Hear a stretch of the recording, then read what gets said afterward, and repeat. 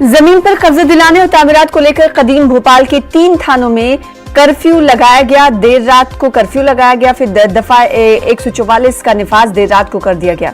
वाज़ेह है कि कदीम भोपाल के हनुमानगंज, टीला जमालपुर और गौतम नगर में जमीन तनाज़े को लेकर जिला इंतजामिया की जानिब से कर्फ्यू का निफाज किया गया था, जबकि शहर के 8 थानों में दफा 144 का निफाज किया गया था।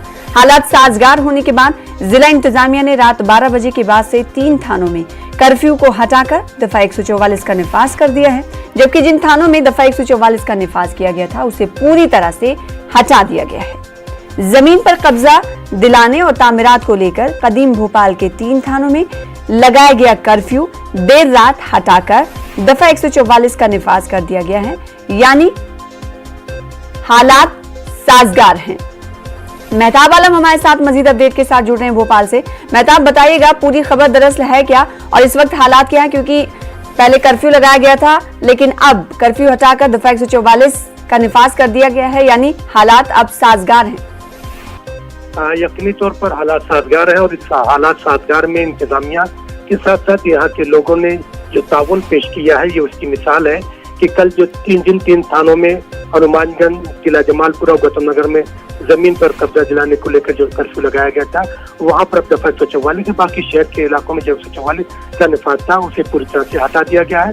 मामला जिंदगी अपनी जगह पर जो है जारी है। इसकी वजह मैं बता दूं कि वजह क्या है कि ये आज से तकरीबन 54 साल पहले नवाब खानदान की कैसर जहां ने एक जमीन वक्फ की थी काले पीर सानी के कब्रिस्तान के नाम से, जिस पर बाद में जो है एडवोकेट इसरानी का अपना जो ट्रस्ट है, राजदेव ट्रस्ट, उसको जो है जमीन बेच दी गई थी खामोशी से, जो वहाँ पर मुतवल्ली थे। और इस मामले को जब वक्फ बोर्ड को जानकारी मिली तो वक्फ बोर्ड और ट्रस्ट के दरमियान जो है लंबे अरसे से इस पर दोनों के बीच में मुकदमाबाजी जारी थी, और जब हाई कोर्ट से जो है वक्फ बोर्ड मुकदमा हार गया तो उसने आगे इसकी पैरवी नहीं की। पहले भी इस मामले पर हुआ था और 1 हफ्ते पहले जब ये फैसला आया तो उस पर कब्जा दिलाने को लेकर जो है कर्फ्यू लगाया गया ताकि वहाँ पर किसी तरह का कोई तशद्दुद ना हो। जब तो वहाँ पे दीवार की तामीर का काम जो है जारी है, जब दीवार की तामीर हो जाएगी उसके बाद वो अपना ट्रस्ट अपना जो सा काम करेगा। तो इंसानियों को ऐसी खबर थी कि शायद कि 121 लोगों के जरिए कुछ कशीदगी हो सकती है, इसलिए एहतियाती तौर पर एक कर्फ्यू लगाया गया था। बिल्कुल, और इस वक्त हालात साजगार हैं, अवामी लोगों ने भी ताउन की है। बहुत शुक्रिया मेहताब हमारे साथ जुड़ने के लिए और अपडेट देने के लिए।